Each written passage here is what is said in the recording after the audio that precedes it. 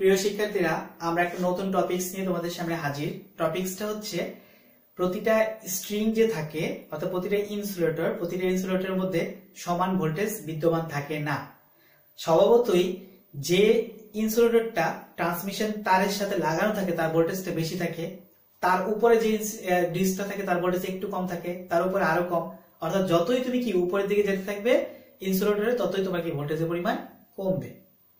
তাহলে কোনটার ভোল্টেজ কত, কোন স্ট্রিং এর মধ্যে ভোল্টেজ মূলত হচ্ছে কত, সেটা কিন্তু আমরা মূলত বের করব। এখন আমি ধরলাম এখানে একটা চিত্র লক্ষ্য করো তো, এখানে যে চিত্রটা দিয়েছি সেই চিত্রটা হচ্ছে একটা তিনটা ইনসুলেটর বিশিষ্ট একটা স্ট্রিং বা একটা সাসপেনশনের ইনসুলেটরের এখানে ক্যাপাসিট্যান্সের নমুনা আমি দেখিয়েছি। এখানে এটা ট্রান্সমিশন লাইন হচ্ছে এদিক দিয়ে যাবে, ট্রান্সমিশন তারটা কি এদিক দিয়ে যাবে, এই ইনসুলেটরের সাথে লাগানো থাকবে, তাই না? এখন এদিকে লক্ষ্য করো, এখানে আমি যে ক্যাপাসিট্যান্স, এই ক্যাপাসিট্যান্স গুলো অর্থাৎ ওই যে ইনসুলেটর দ্বারা যে তৈরি করা যে ক্যাপাসিট্যান্স, সেই ক্যাপাসিট্যান্স গুলোর প্রত্যেকটার মান হচ্ছে সি দ্বারা প্রকাশ করবে। তার মানে এটা একটা সি, এটা একটা সি, এটা হচ্ছে একটা সি। এখন এখান দিয়ে লক্ষ্য করো তো, আর যেটা শান্ট ক্যাপাসিট্যান্স বা আর্ক ক্যাপাসিট্যান্স তাকে সি1 দ্বারা প্রকাশ করতেছে। ওকে, এখন এখান লক্ষ্য করো, এই যে একটা কারেন্ট, এদিকে কারেন্ট যাচ্ছে, এই একটা শাখা কারেন্ট যাচ্ছে। আমি এখান থেকে ফার্স্টে ধরলাম প্রথম যে কারেন্টটা ছিল i3 এদিকে বড় হাতের i3 এদিকে যাচ্ছে, ছোট হাতের i3। এই i3 কারেন্ট এখানে গিয়ে আবার দুটো ভাগ হয়ে গেছে, কারণ কি বলতো, এই একটা শাখা পেলো, এই একটা শাখা পেলো। আবার বলি i3 টা এখান থেকে গিয়ে এইটুকু পর্যন্ত গেল, সে আবার দুইটা শাখা পেলো, এই একটা আবার এই একটা।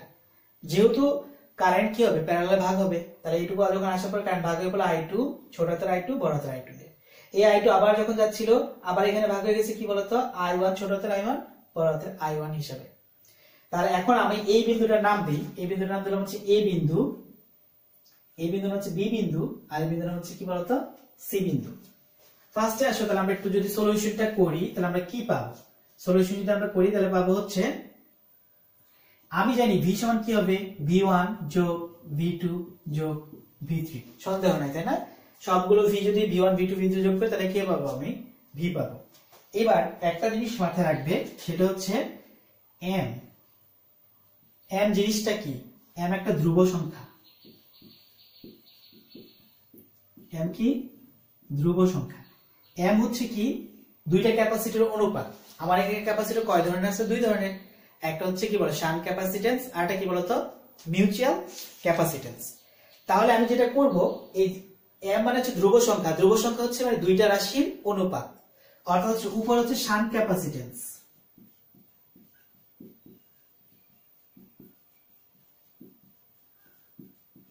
উপর হচ্ছে শান্ট ক্যাপাসিট্যান্স, আর এটা হচ্ছে আর্ক ক্যাপাসিট্যান্স, আর নিচে হচ্ছে মিউচুয়াল ক্যাপাসিট্যান্স।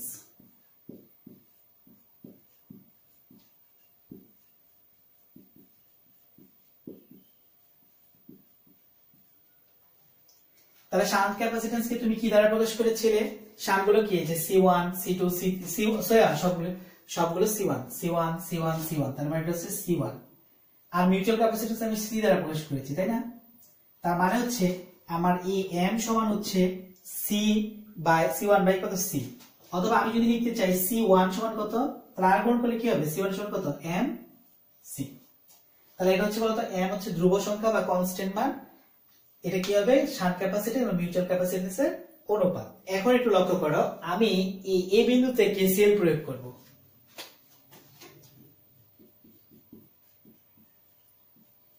এই বিন্দুতে বা নোডে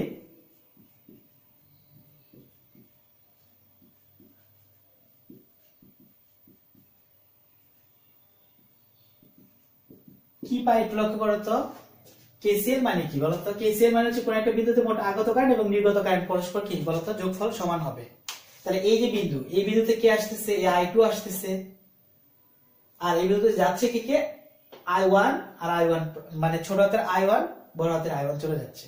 আবার বলি, এই বিন্দুতে আমি KCL প্রয়োগ করি, আমি দেখবো কে আসতেছে আর কারা যাচ্ছে। যারা আসতেছে এবং যারা যাচ্ছে তারা কি পরস্পর সমান, তাদের যোগফল। তাহলে আসতেছে হচ্ছে i2 আর যাচ্ছে কি i1 আর কি বলতো বড় হাতের i1। তাহলে আমি লিখতে পারি i2 সমান i1 যোগ i1, এইটুকু লিখতে পারি। এবার লক্ষ্য করো তো ক্যাপাসিটরের আড়াআড়িতে ভোল্টেজ, আমি এই যে ক্যাপাসিটর এর আর একটি ভোল্টেজ কত আমি সেটা বের করবো, তাই না? আচ্ছা, এই ক্যাপাসিটরের যে ভোল্টেজ তার নামে কি বলতো V1। এই ক্যাপাসিটরের যে ভোল্টেজ তার নামে কি বলতো V1। তাহলে আমি যদি লিখি V1, তাহলে মানে কি পাবো I ইন্টু XC। I হচ্ছে কারেন্ট, I বলতে V1 যদি বলি তাহলে এখানে অবশ্যই I1, তাই না? আর XC মানে কি, তার হচ্ছে ক্যাপাসিটেন্সের ক্যাপাসিটিভ রিঅ্যাকট্যান্স। তাহলে আরেকটু দেখো, আমি যদি এখান থেকে কি বের করতে চাই, আমি যদি I1 এর মানটা বের করতে চাই, হ্যাঁ I1 বের করব, তাহলে I1 সমান কি পাবো V1 বাই কত XC। আচ্ছা, XC এর মান তোমরা কি জানো বলো? XC সমান কি জানো 1/2 পাই FC।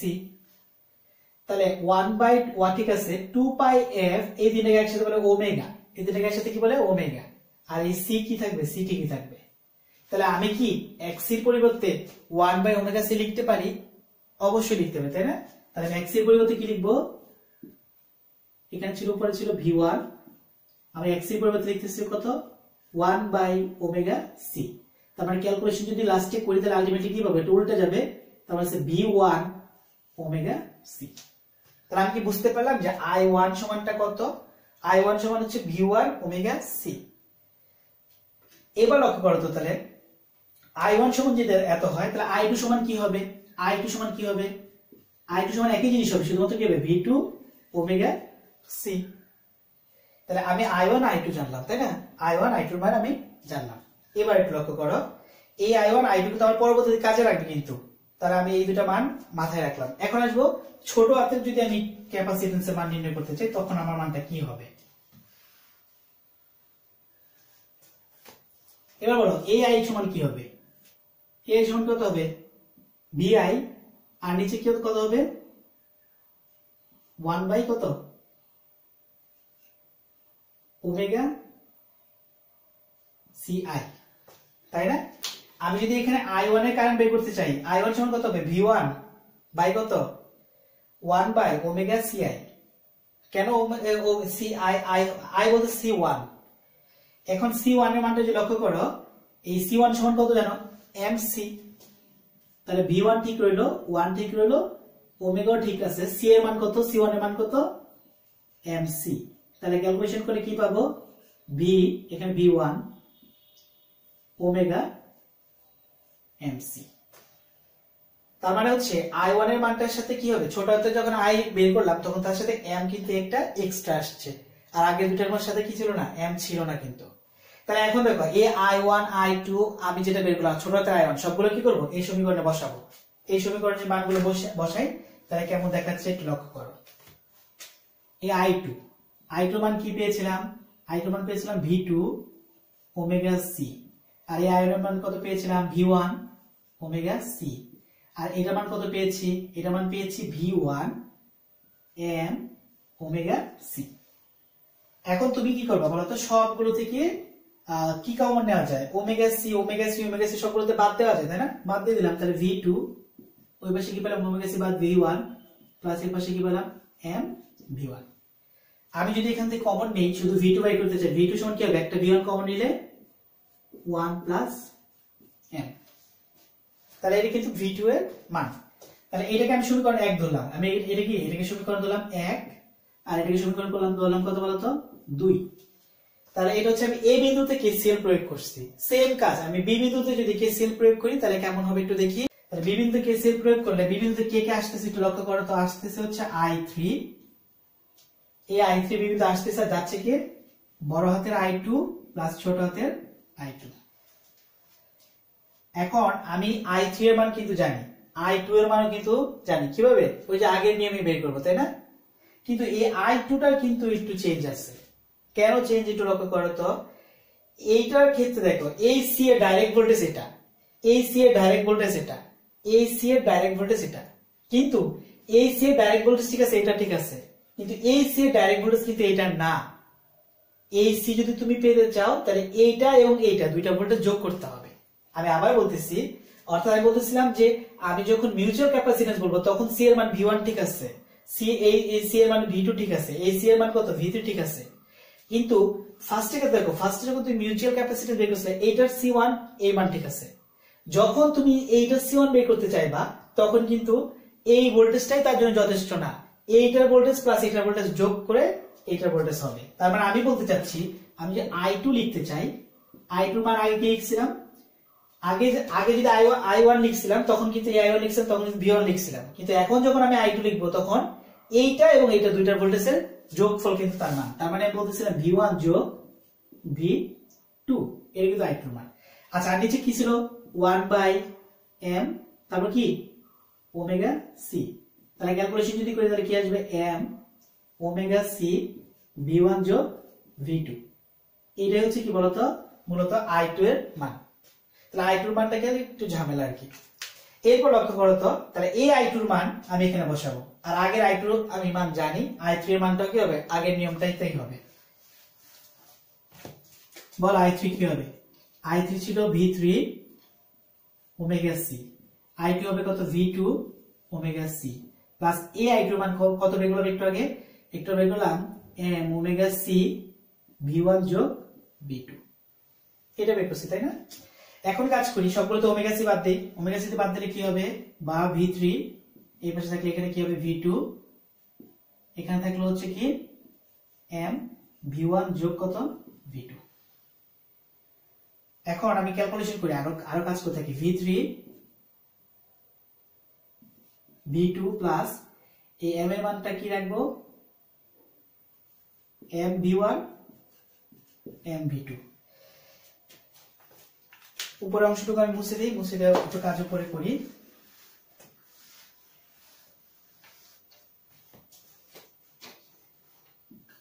V3 V2 কয়টা, আমি V2 কমন নিতে পারি তাই না, একটা V2, তাহলে আছে m V1, আর কমন V2 কমন নিলে কি থাকে তার মানটা, আমি যদি V2 কমন নিই তাহলে মান পাবো কত, এখানে 1 প্লাস ওখানে পাবো কত m।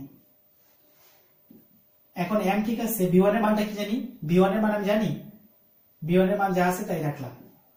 V2 এর মান কিন্তু আমি জানি তাই না, V2 এর মান কত, V2 এর মান ছিল V1, V2 এর মান কি V1, এক নম্বর সমীকরণে যাও, V2 এর মান কত ছিল V1, তারপর কত 1 প্লাস m, এটা আমি শুধুমাত্র একটু V2 এর মান লিখলাম। এখন এখানে 1 প্লাস m তো আরো একটা থাকেই তাই না, তাহলে কি দাঁড়ালো m V1 প্লাস, এটা যদি ক্যালকুলেশন করি V1 ক্যালকুলেশন করে কি হতো, কত হবে 1 প্লাস m হোল স্কয়ার। এরপরে কি দাঁড়াচ্ছে,